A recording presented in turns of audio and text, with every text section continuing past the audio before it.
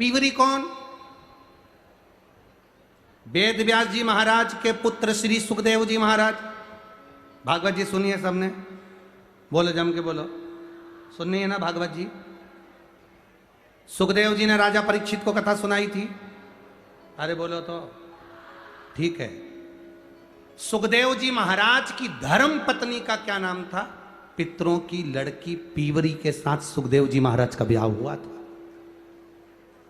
सुखदेव जी महाराज की धर्म पत्नी पीवरी वेद व्यास जी महाराज की बहू आई।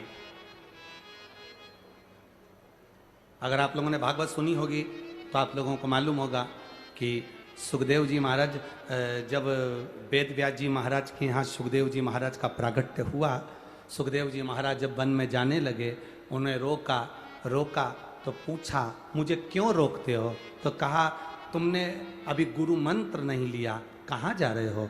कहाँ जा रहे हो? गुरु मंत्र तो लो। सुखदेव जी महाराज बोले मेरे जैसे ज्ञानी को गुरु मंत्र लेने की जरूरत क्या? मेरे जैसे ज्ञानी को गुरु मंत्र लेने की क्या जरूरत है? तब सुखदेव जी महाराज को वेद व्यास जी ने कहा लेना पड़ेगा। मुझे गुरु मंत्र कौन देगा? मेरे जैसे ज्ञानी को गुरु मंत्र कौन देगा? ऐसा नहीं होता कि कौन देगा। अगर तुम्हारे को इतना अहम है, राजा जनक के यहाँ जाओ। राजा जनक के दरवाजे पर सुखदेव जी महाराज पहुंच गए। एक दिन निकल गया, जनक जी सुखदेव जी से मिलने के लिए नहीं आए। सुखदेव जी ने कहा जाकर कहो राजा जनक को कि वेद व्यास जी के पुत्र सुखदेव आए हैं। जनक जी नहीं आए। 3 दिन निकल गए, जनक जी नहीं आए। 4 दिन निकल गए, जनक जी नहीं आए। सुखदेव जी को गुस्सा बढ़ता गया। 5वां दिन हो गया, जाकर कहो जनक जी को कि सुखदेव जी आए हैं, महाज्ञानी मार्तंड विद्वान प्रखंड। जाओ कर कहो जनक जी नहीं आए। 6 दिन निकल गए, तब 7वें दिन सुखदेव जी महाराज द्वारपालों से बोले कहो जनक जी को उनका सेवक आया है, पधारें, एक बार दर्शन दे दे। जनक जी बाहर आए, सुखदेव जी को नमन करा। वेद व्यास जी के पुत्र आए। सुखदेव जी कहते हैं नहीं, वेद व्यास का पुत्र नहीं, आपका शिष्य आया। जनक जी ने पूछा मैं तुम्हारा गुरु बनूं? सुखदेव जी कहते हैं मैं गुरु बनाऊंगा तो केवल आपको बनाऊंगा और किसी को गुरु नहीं बनाऊंगा। राजा जनक ने कहा मैं राजा तुम संत, कहाँ ये संबंध? नहीं नहीं नहीं, मंत्र तो आप ही दोगे। जनक जी ने कहा अगर आप मेरे से मंत्र लोगे तो मैं गृहस्थी हूं, घर में रहता हूं, मैं चाहूंगा कि आप भी गृहस्थी हो जाएं, तब गुरु मंत्र लें। आपकी शादी होना चाहिए। मेरी शादी किससे करूंगा?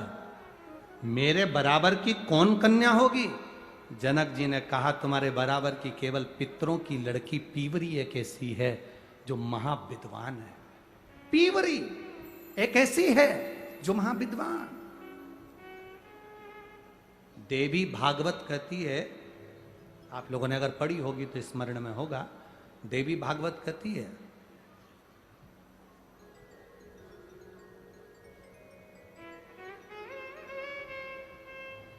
जिसकी चमड़ी सफेद पड़ जाती है,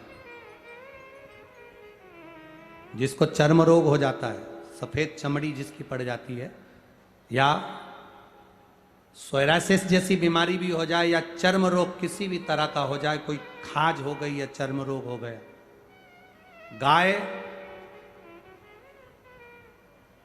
पूर्णिमा के दिन जब अपने बछड़े को दूध पिला रही हो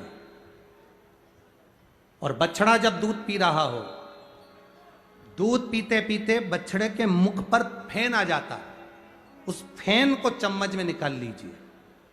बछड़ा जब दूध पीता है तो उसके दोनों साइड फेन आ जाता है, उस फेन को चम्मच में ले लो और पीवरी माता का स्मरण कर कर, सुखदेव जी महाराज की धर्म पत्नी पीवरी का नाम लेकर, देवाधिदेव महादेव का स्मरण कर कर चर्म रोग वाली जगह पर उसको लगाओ।